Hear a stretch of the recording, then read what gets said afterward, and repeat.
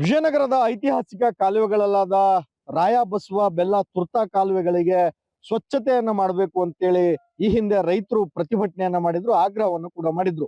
ಏನೋ ಈ ಬೆನ್ನಲ್ಲೇ ಇವತ್ತು ರೈತರ ಪ್ರತಿಭಟನೆಯನ್ನ ರಿಪಬ್ಲಿಕ್ ಕನ್ನಡ ಒಂದು ವಿಸ್ತೃತವಾದಂತಹ ವರದಿಯನ್ನು ಕೂಡ ಪ್ರಕಟಿಸಿತ್ತು. ಈ ಹಿನ್ನೆಲೆಯಲ್ಲಿ ಇವತ್ತು ಐತಿಹಾಸಿಕ ಬಸವಣ್ಣ ಕಾಲುವೆ ಏನಿದೆ, ಆ ಬಸವಣ್ಣ ಕಾಲುವೆಗೆ ಸ್ವಚ್ಛತೆಯ ಭಾಗ್ಯ ಸಿಕ್ಕಿದೆ ಅಂತಾನೆ ಹೇಳಬಹುದು. ಏನೋ ಈ ಭಾಗದ ರೈತರು ಸುಮಾರು 2.5 ಎಕರೆ ಪ್ರದೇಶದಲ್ಲಿ ಈ ನೀರನ್ನ ಬಳಕೆ ಮಾಡ್ತಾರೆ. ಸರಿಸುಮಾರು 20ರಿಂದ 22 ಹಳ್ಳಿಗಳ ರೈತರು ಈ ನೀರನ್ನ ಅವಲಂಬನೆಗೊಂಡಿದ್ದಾರೆ. ಹೀಗಾಗಿ ಈ ನೀರನ್ನ ಬಳಕೆ ಮಾಡ್ತಕ್ಕಂತಹ ರೈತರು ನಮಗೆ ರಾಯ ಬಸವ ತುರ್ತ ಬೆಲ್ಲ ಏನು ಈ ಕಾಲುವೆಗಳಿದಾವೆ, ಈ ಕಾಲುವೆಗಳಿಗೆ ಸ್ವಚ್ಛತೆಯನ್ನ ಮಾಡಿ ಅಂತೇಳಿ ಆಗ್ರಹವನ್ನು ಕೂಡ ಮಾಡಿದ್ರು. ಈ ಹಿನ್ನೆಲೆಯಲ್ಲಿ ರಿಪಬ್ಲಿಕ್ ಕನ್ನಡ ಏನು ರೈತರನ್ನ ಮಾತಾಡಿಸಿ ಸ್ಥಳದಿಂದನೇ ಗ್ರೌಂಡ್ ರಿಪೋರ್ಟ್ ಅನ್ನು ಕೂಡ ಮಾಡಿತ್ತು. ಹೀಗಾಗಿ ಬಸವಣ್ಣ ಕಾಲುವೆಗೆ ಸದ್ಯ ಸ್ವಚ್ಛತೆಯ ಭಾಗ್ಯ ಸಿಕ್ಕಿದೆ ಅಂತಾನೆ ಹೇಳ್ಬೋದು, ಗಮನಿಸಬಹುದು. ಈಗಾಗಲೇ ಹಲವಾರು ಜೆಸಿಬಿಗಳು ಮತ್ತು ಯಂತ್ರಗಳನ್ನ ಬಳಕೆ ಮಾಡಿ ಸ್ವಚ್ಛತೆಯನ್ನು ಕೂಡ ಮಾಡಲಾಗಿರ್ತಕ್ಕಂಥದ್ದು.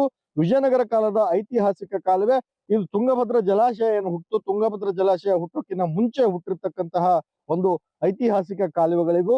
ಅದರಲ್ಲಿ ಬಹಳ ಪ್ರಮುಖವಾದಂತಹ ದೊಡ್ಡ ಕಾಲುವೆ ಬಸವಣ್ಣ ಕಾಲುವೆಗೆ ಈ ರೀತಿಯಾಗಿ ಇವತ್ತು ತ್ಯಾಜ್ಯ ತುಂಬಿರ್ತಕ್ಕಂಥದ್ದು. ಅದರಲ್ಲಿ ಸತ್ತ ದನ ಕರುಗಳು ಮತ್ತು ಪ್ರಾಣಿಗಳನ್ನು ಕೂಡ ಎಸೆಯಲಾಗ್ತಿದೆ ಅಂತಕ್ಕಂತಹ ಗಂಭೀರವಾದಂತಹ ಆರೋಪವನ್ನು ಕೂಡ ಈ ಭಾಗದ ರೈತರು ಮಾಡಿದ್ರು. ಅದಾದ ಬಳಿಕ ಈ ರೀತಿಯಾದಂತಹ ಈ ಒಂದು ಕಾಲುವೆಗಳನ್ನ ಸ್ವಚ್ಛಗೊಳಿಸ್ಬೇಕು, ರೈತರ ಬೆಳೆಗಳಿಗೆ ಇಳುವರಿಯ ಸಮಸ್ಯೆ ಆಗ್ತದೆ, ನಮಗೆ ಏನು ನೀರಾವರಿಯ ಈ ರೀತಿಯ ನೀರಾವರಿ ಇರ್ತಕ್ಕಂಥದ್ದು ಅತ್ಯಂತ ವಿರಳ, ಆದ್ರೆ ಇರ್ತಕ್ಕಂಥದ್ದನ್ನ ಸರಿಯಾಗಿ ಉಪಯೋಗ ಮಾಡ್ಕೋಬೇಕು ಅಂತೇಳಿ ರೈತರು ಆಗ್ರಹವನ್ನು ಕೂಡ ಮಾಡಿದ್ರು, ಗಮನಿಸಬಹುದು.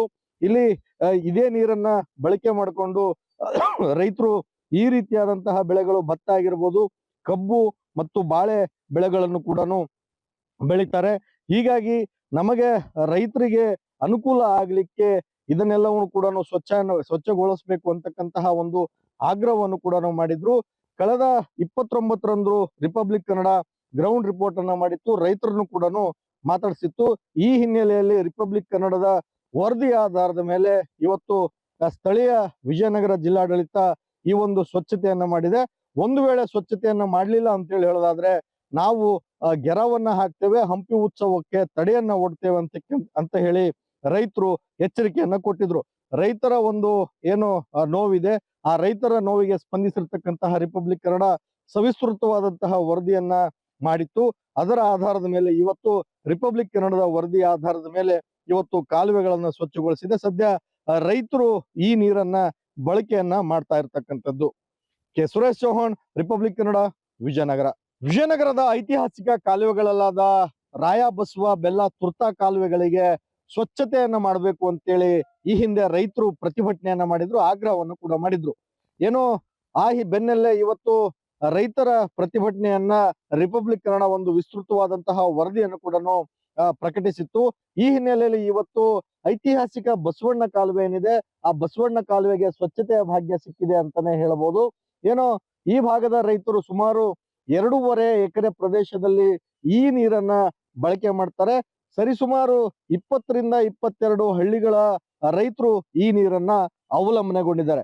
ಹೀಗಾಗಿ ಈ ನೀರನ್ನ ಬಳಕೆ ಮಾಡ್ತಕ್ಕಂತಹ ರೈತರು ನಮಗೆ ರಾಯ ಬಸವ ತುರ್ತ ಬೆಲ್ಲ ಏನು ಈ ಕಾಲುವೆಗಳಿದಾವೆ, ಈ ಕಾಲುವೆಗಳಿಗೆ ಸ್ವಚ್ಛತೆಯನ್ನ ಮಾಡಿ ಅಂತೇಳಿ ಆಗ್ರಹವನ್ನು ಕೂಡ ಮಾಡಿದ್ರು.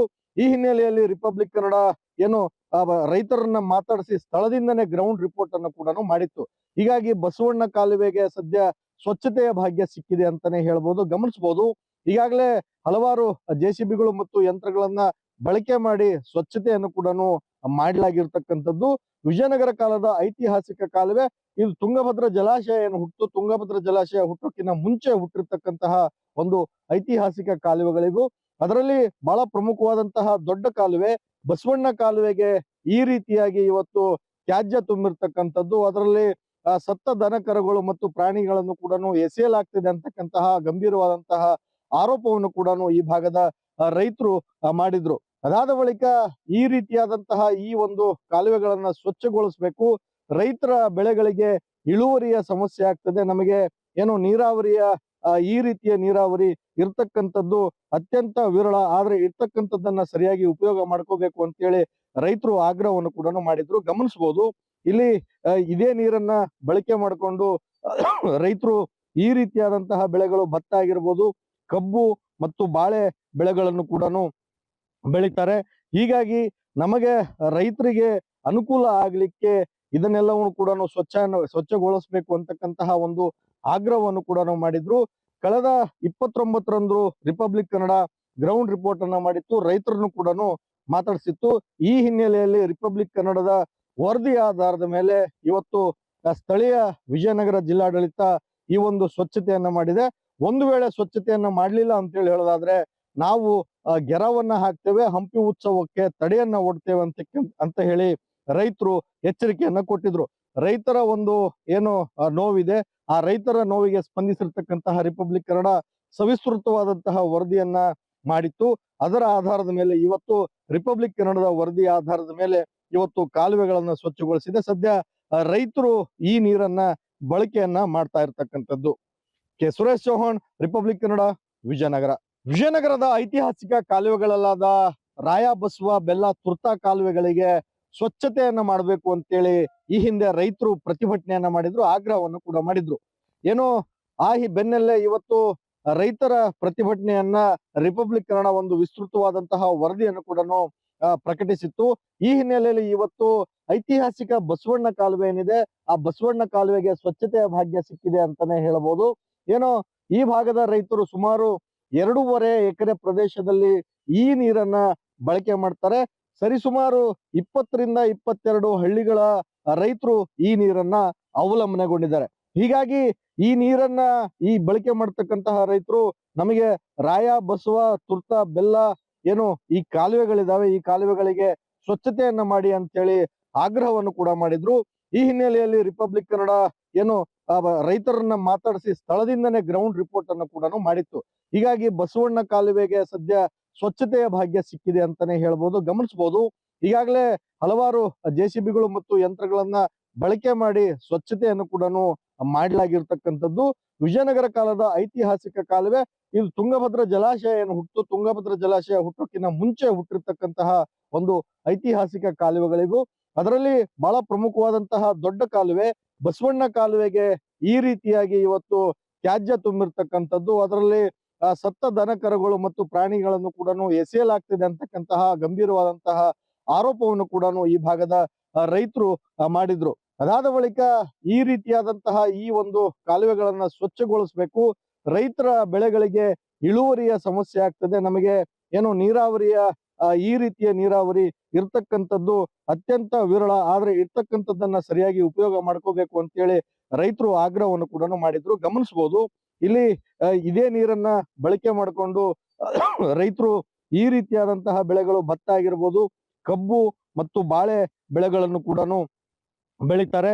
ಹೀಗಾಗಿ ನಮಗೆ ರೈತರಿಗೆ ಅನುಕೂಲ ಆಗ್ಲಿಕ್ಕೆ ಇದನ್ನೆಲ್ಲವನ್ನು ಕೂಡ ಸ್ವಚ್ಛಗೊಳಿಸಬೇಕು ಅಂತಕ್ಕಂತಹ ಒಂದು ಆಗ್ರಹವನ್ನು ಕೂಡ ಮಾಡಿದ್ರು. ಕಳೆದ 29ರಂದು ರಿಪಬ್ಲಿಕ್ ಕನ್ನಡ ಗ್ರೌಂಡ್ ರಿಪೋರ್ಟ್ ಅನ್ನ ಮಾಡಿತ್ತು, ರೈತರನ್ನು ಕೂಡ ಮಾತಾಡಿಸಿತ್ತು. ಈ ಹಿನ್ನೆಲೆಯಲ್ಲಿ ರಿಪಬ್ಲಿಕ್ ಕನ್ನಡದ ವರದಿ ಆಧಾರದ ಮೇಲೆ ಇವತ್ತು ಸ್ಥಳೀಯ ವಿಜಯನಗರ ಜಿಲ್ಲಾಡಳಿತ ಈ ಒಂದು ಸ್ವಚ್ಛತೆಯನ್ನ ಮಾಡಿದೆ. ಒಂದು ವೇಳೆ ಸ್ವಚ್ಛತೆಯನ್ನ ಮಾಡ್ಲಿಲ್ಲ ಅಂತ ಹೇಳಿ ಹೇಳೋದಾದ್ರೆ ನಾವು ಗೆರವನ್ನ ಹಾಕ್ತೇವೆ, ಹಂಪಿ ಉತ್ಸವಕ್ಕೆ ತಡೆಯನ್ನ ಒಡ್ತೇವೆ ಅಂತ ಹೇಳಿ ರೈತರು ಎಚ್ಚರಿಕೆಯನ್ನ ಕೊಟ್ಟಿದ್ರು.